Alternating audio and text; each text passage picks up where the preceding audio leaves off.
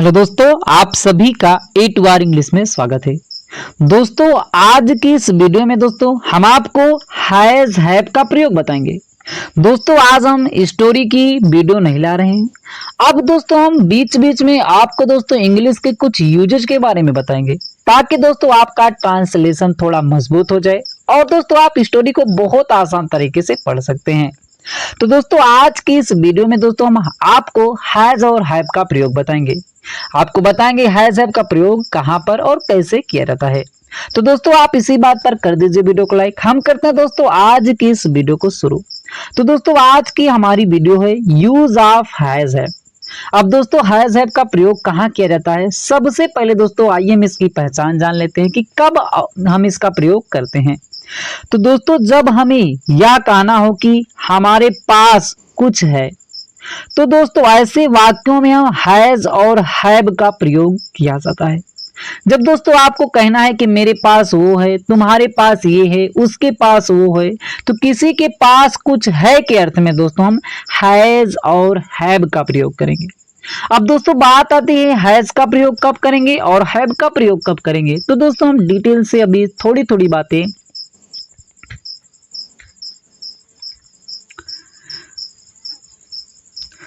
तो दोस्तों बात आती है कि हैज का प्रयोग हम कहाँ करेंगे और हैव का प्रयोग कहाँ करेंगे। तो दोस्तों हम सारी की सारी बातें हम दोस्तों इसी वीडियो में आपको बता देंगे। तो दोस्तों सबसे पहले आइए हम जान लेते हैं कि इसका स्ट्रक्चर क्या होता है, इसका दोस्तों हम सूत्र क्या होता है। तो दोस्तों हमें सबसे पहले सेंटेंस जो हमें दिया जाए वाक्य, उसमें सबसे पहले हमें सब्जेक्ट लगाना होता है, फिर हैज या हैव का प्रयोग करेंगे, फिर दोस्तों हम ऑब्जेक्ट लिख देंगे। अब दोस्तों अगर निगेटिव सेंटेंस आ जाता है तो दोस्तों अक्सर आपने देखा होगा बहुत सारे स्टूडेंट निगेटिव सेंटेंस में गलतियां कर देते हैं। दोस्तों अगर अक्सर वो क्या करते हैं हैज और हैव के बाद नॉट लगा देते हैं, जो कि दोस्तों ऐसा नहीं होता है। तो निगेटिव सेंटेंस में आपको दोस्तों सब्जेक्ट लिखना है, सब्जेक्ट के अकॉर्डिंग डज ऑब्लिक डू, फिर नॉट लगाना है। फिर दोस्तों आपको याद रखना हैज नहीं आता है, निगेटिव आएगा सीधा दोस्तों आपको हैव लगा देना है। फिर दोस्तों आपको ऑब्जेक्ट लिख देना है। अगर दोस्तों इंट्रोगेटिव सेंटेंस आएगा तो सब्जेक्ट के अकॉर्डिंग डज ऑब्लिक डू पहले लिखेंगे, सब्जेक्ट लिखेंगे, फिर दोस्तों हैव लिखेंगे, हैज नहीं लिखना है। सिर्फ दोस्तों आपको सिर्फ अफर्मेटिव में हैज हैव लिखते हैं, निगेटिव हो और इंट्रोगेटिव उसमें दोस्तों हमें हैव ही लिखना है, फिर ऑब्जेक्ट लिख देते हैं। अब दोस्तों बात आती है कि हैज का प्रयोग कहाँ करेंगे और हैव का प्रयोग कहाँ करेंगे। तो दोस्तों हैज जो होता है वह सिंगुलर सब्जेक्ट के साथ होता है, मतलब दोस्तों एक वचन के साथ। जैसे दोस्तों ही सी इट हो गया, वह दोस्तों आप किसी का नाम आ जाता है तो वो सिंगुलर सब्जेक्ट होगा, तो उसके साथ दोस्तों हम हैज का प्रयोग करेंगे। और दोस्तों जो प्लूरल सब्जेक्ट होता है, बहुवचन जो होता है, जैसे दोस्तों आई बी यू दे हो गया, तो दोस्तों प्लूरल सब्जेक्ट जो आएंगे तो वहां पर दोस्तों हम हैव का प्रयोग करेंगे। तो दोस्तों इतनी चीजें हम जान करके अब आइए दोस्तों हम करते हैं इसका ट्रांसलेशन। तो दोस्तों इसमें हमने 5 ट्रांसलेशन लिया है, जो कि दोस्तों हम सभी बताएंगे, अफर्मेटिव, निगेटिव और इंट्रोगेटिव सारे के सारे सेंटेंस हम दोस्तों इसी में बताएंगे। तो दोस्तों सबसे पहला हमारा है कि रमेश के पास एक मोबाइल है। तो दोस्तों क्या है कि रमेश के पास है, तो किसी के पास है के अर्थ में क्या करेंगे हैज हैव का प्रयोग करेंगे। तो रमेश के पास एक मोबाइल है, किसके पास है रमेश के पास। तो सबसे पहले दोस्तों हमने आपको बताया क्या लगाना पड़ेगा, सब्जेक्ट लगाना पड़ेगा।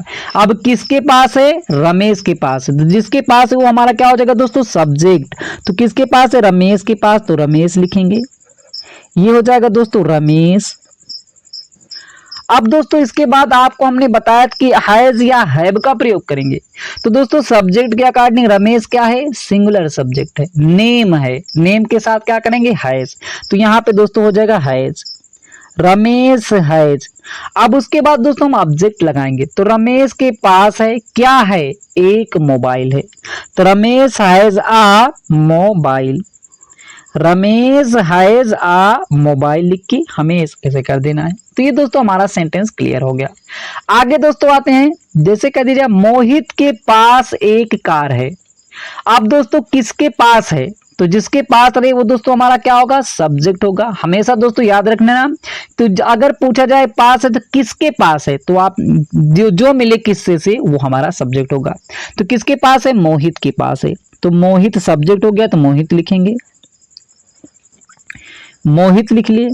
अब दोस्तों मोहित के बाद हम क्या लगाएंगे, इस सब्जेक्ट के बाद हैज या हैव लगाएंगे सब्जेक्ट के अकॉर्डिंग। सब्जेक्ट क्या है हमारा, सिंगुलर है, तो सिंगुलर सब्जेक्ट इसका क्या लगेगा दोस्तों, हैज लगेगा। तो मोहित हैज, क्या है जो आएगा वो ऑब्जेक्ट हो गया, क्या है, एक कार है, तो मोहित हैज आ कार। तो ये दोस्तों ऐसे करेंगे और यहाँ पे हम फुल स्टॉप लगा देंगे। आगे दोस्तों इसी प्रकार आते हैं। अगर दोस्तों ऐसे दे दिया जाए कि गाय के 4 टांगे हैं, गाय के 4 टांगे हैं, या दोस्तों यहीं पे कह दिया जाए कि गाय के 4 टांगे हैं, और यहीं पे अगर दोस्तों में कह दिया जाए कि होते हैं, गाय के 4 टांगे होती हैं, ये भी ऐसे दोस्तों कह दिया जाए, तो भी दोस्तों हम वहां पे क्या करेंगे, हैज हैव का ही प्रयोग करेंगे। जरूरी नहीं है कि दोस्तों आपको कहा जाए गाय के पास 4 टांगे होती हैं, पास का अर्थ नहीं है, तब भी दोस्तों क्या है, 4 मतलब उसकी टांगे हैं। तो दोस्तों ऐसे भी अगर आपको वाक्य दे दिया जाए तो भी दोस्तों वहां पर हम हैज हैव का प्रयोग करेंगे। तो गाय के पास, the cow has, the cow has, cow क्या है, गाय एक वचन है, तो काऊ हैज। अब क्या है उसके पास, गाय के 4 टांगे हैं, या गाय के पास 4 टांगे हैं, या गाय के 4 टांगे होती हैं। द काऊ हैज कितने दोस्तों, 4, तो 4 हो गया। अब क्या है, टांगे हैं, लेग्स, एक टांग तो लेग, तो 4 है तो लेग्स हो जाएगा, तो 4 लेग्स। तो इस तरीके से दोस्तों आप इसमें भी हैज हैव का ही प्रयोग करेंगे। आगे दोस्तों जैसे कह दिया जाए कि मेरे पास साइकिल नहीं है। अब दोस्तों नेगेटिव सेंटेंस में आ जाए तो हम क्या करेंगे, तो मेरे पास साइकिल नहीं है, किसके पास, मेरे पास। तो सबसे पहले दोस्तों हमें क्या लगाना है, सब्जेक्ट लगा लेना है, तो किसके पास है, मेरे पास, तो आई हो जाएगा। अब दोस्तों हमने आपको बताया था कि सब्जेक्ट के अकॉर्डिंग डज नॉट या डू नॉट का प्रयोग करेंगे। याद रखना दोस्तों, सिंगुलर सब्जेक्ट रहे तो डज नॉट, प्लूरल सब्जेक्ट रहे तो डू नॉट। तो आई दोस्तों क्या है, प्लूरल सब्जेक्ट है, इसके साथ हम क्या लगाएंगे, डू नॉट। तो I do not, I do not. अब दोस्तों इसके बाद हमने आपको क्या बताया था कि हैव लगा देना है, डज नॉट या डू नॉट के बाद तुरंत हैव लगा देना है। तो I do not have, I do not have क्या नहीं है, एक साइकिल, तो I do not have a cycle, CYCLE। ये तो दोस्तों हमारा था नेगेटिव सेंटेंस। लास्ट दोस्तों आइए हम जानते हैं इंट्रोगेटिव सेंटेंस कैसे करते हैं। तो दोस्तों इंट्रोगेटिव सेंटेंस हमारा है, क्या तुम्हारे पास नौकरी है। तो दोस्तों इसमें किसके पास पूछा जा रहा है, तुम्हारे पास, क्या तुम्हारे पास। तो दोस्तों हमने आपको बताया था यदि इंट्रोगेटिव सेंटेंस आता है तो दोस्तों हमने आपको बताया डज ऑब्लिक डू जो होता है पहले आएगा, फिर सब्जेक्ट, फिर हैव, फिर ऑब्जेक्ट आ जाएगा।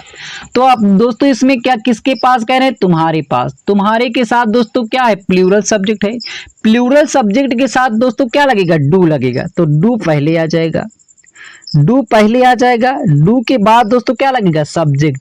तो सब्जेक्ट क्या है किसके बाद, तुम्हारे, तो डू यू, तो डू यू हो गया। अब दोस्तों इसके बाद हमें क्या लगा देना है, हैव लगा देना है।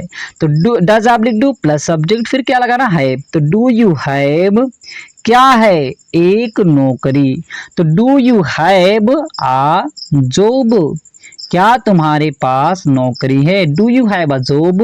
अब दोस्तों इतना करने के बाद आपको लास्ट में दोस्तों क्या कर देना है, क्वेश्चन मार्क लगा देना है, जो इंट्रोगेटिव सेंटेंस रहे तो यहाँ पे दोस्तों आपको क्वेश्चन मार्क लगा देना है। तो दोस्तों इस तरीके से दोस्तों हम हैज और हैव का प्रयोग करते हैं। अब दोस्तों इसके आने वाली वीडियो में हम दोस्तों आपको बताएंगे कि हैड का प्रयोग कहाँ कहाँ किया जाता है, और दोस्तों उसके बाद फ्यूचर में दोस्तों अगर कोई पास आपके है तो वहां पे दोस्तों विल हैव का प्रयोग करते हैं, उसको हम आपको बताएंगे कि कहाँ यूज किया जाता है। तो दोस्तों आज की वीडियो में बस इतना ही, फिर मिलते हैं दोस्तों एक नई वीडियो के साथ। अच्छा लगा लाइक करें, चैनल पे पहली बार है चैनल को सब्सक्राइब करना ना भूलिएगा।